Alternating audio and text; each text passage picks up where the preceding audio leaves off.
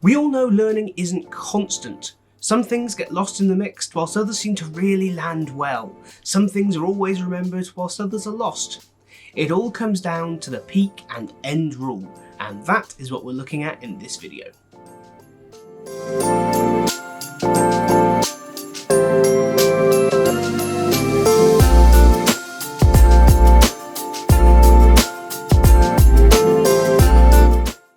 The peak and end rule is a relatively simple rule within the user experience world. You've probably all heard the expression of, they won't remember what you said, but they'll remember how you said it. People will remember how they feel at the end of something or a particularly important moment of a process. And exactly the same is true of a learning experience. We all remember those aha moments, those magic moments, be it at school or at college or in the workplace or in something that was challenging us, and we almost always remember the end. What we often lose are those bits at the beginning and the bits in between the aha moments. This is what the peak and end rule is talking about. People will take away from, focus on, and retain for longer those momentary peaks and the end of the learning process that will not be constant throughout the entire thing. A great example of this is thinking back to a wedding or large family event that you attended in the past. Now, you will quote unquote remember the day, but do you remember all of it with equal clarity? Or do you remember key moments? Do you remember the cutting of the cake and the walking down the aisle, as opposed to the waiting outside the church? Unless something happened while you were waiting outside the church to make it memorable. Those are the peak moments. And you probably remember the end of the day as it drifts off into the night and everyone's happy and probably more drunk than they should be, and maybe that's why you suddenly stop remembering after a certain point, but hopefully not. But before we look at how we use this rule, let's take a quick look at where it comes from. The peak end rule really started to form in the early to mid 1990s, sort of 93 to 96, where a number of experiments basically looked at what would be uncomfortable or unpleasant experiences, and then very simply allowed one group to have a slightly better final point of the process and then see which people would rather do again. One example is being asked to put your hand in a bowl of extremely cold water for 60 seconds, and then a second group being asked to do exactly the same but then keep their hands in there for additional 30 seconds whilst the water is slowly warmed 15 degrees. Now, these sound very similar, and in fact the second one is, it'll still be uncomfortable, 15 degrees warmer than it was, but it'll be slightly warmer. Your hand is still uncomfortable for longer, but the end doesn't seem quite so bad. And so, the experiment showed people would rather undertake the second situation where their hand was in the cold water for longer, but the end was ever so slightly warmer. Another example is of an invasive medical procedure that was completed, and again, the end was longer, but less painful. People almost universally opted for the longer procedure because the end was perceived as not being as bad. The peak and end rule also has really strong roots in the world of psychology, and specifically in the realm of cognitive bias. Now, we often hear about this when we hear about confirmation bias, but here we're talking slightly more broad. We're looking at the concept that we build up these ways of thinking and these almost automatic assumptions that allow us to make quick decisions. They allow us to deal with change on the fly.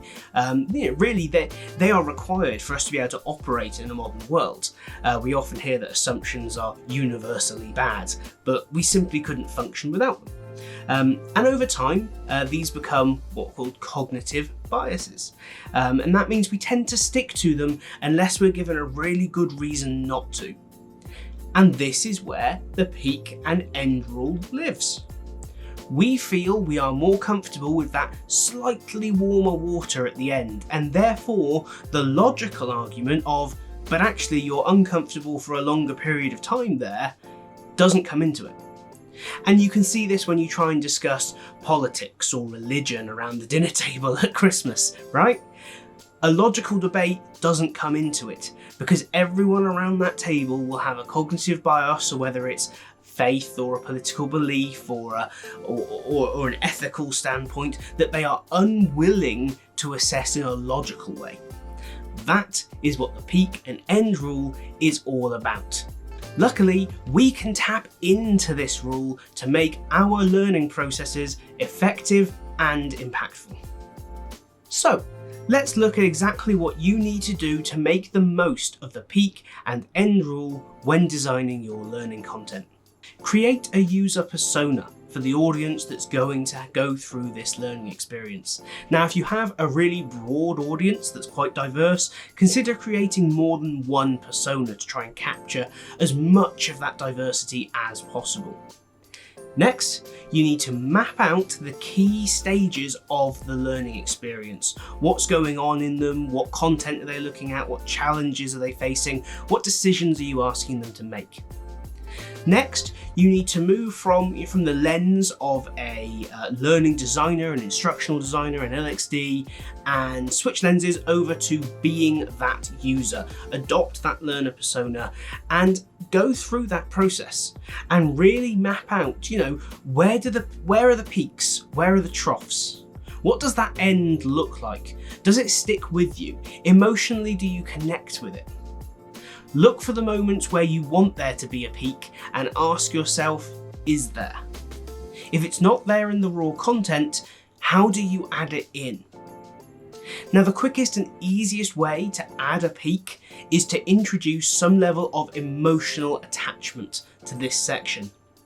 Whether that's through effective storytelling and the use of characters, a reflection exercise to get someone thinking about themselves, everyone's favourite topic, or you use real life examples that can really attach because they're human at heart. The important thing is that you get someone interested and get the peaks where they need to be. Next up, go back, do that for each user persona that you've created, and then consider what insight you have gained. Where are the opportunities to add peaks? Are there peaks in places where actually that energy is being wasted?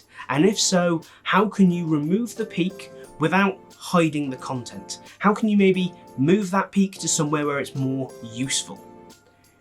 Finally, consider the end of your course. Does your course end with a multiple choice quiz that then says, congratulations, you're done, go forth and do your job? Is that what you want someone walking away with as their finite memory of completing this experience?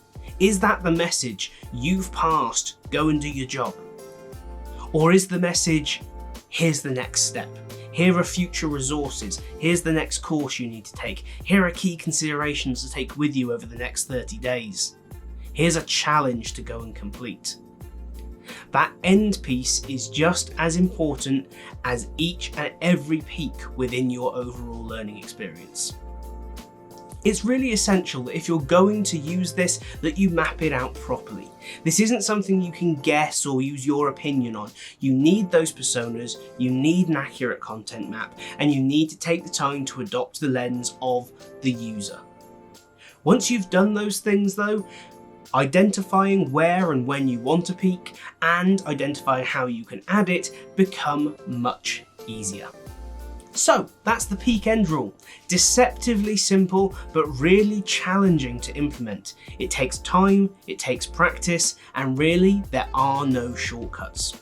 The best thing you can do is start with those profiles, those user personas, get the mapping done, and really take your time going through the process.